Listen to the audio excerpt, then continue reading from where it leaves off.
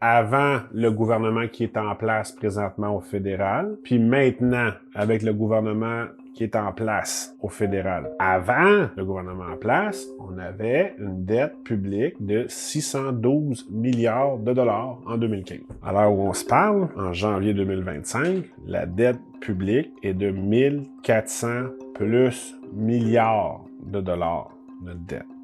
Ça fait pas loin de 800 milliards de plus qu'on s'est endetté comme nation en l'espace de 10 ans. Oui, il y a eu de l'inflation, j'en suis totalement conscient qu'il y a de l'inflation, donc ça coûte plus de dettes. On a eu la COVID. Dans tout cet argent public-là dépensé, il n'y a pas eu plus d'infrastructures de bâtis. Tu sais, puis le premier ministre qui est démissionnaire, mais encore en place en ce moment, avait dit « Nous n'investirons pas dans les infrastructures, nous allons investir là où ce que ça compte.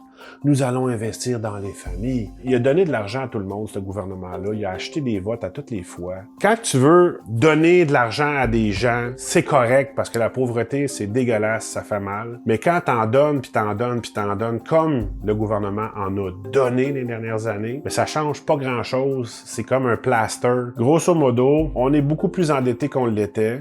Malheureusement, en plus de ça, notre productivité est en chute libre. C'est le temps pour du changement. Là. Peu importe le parti qui sera là, il va falloir qu'ils mettent de l'avant la productivité. Ça va être ça le cheval de bataille.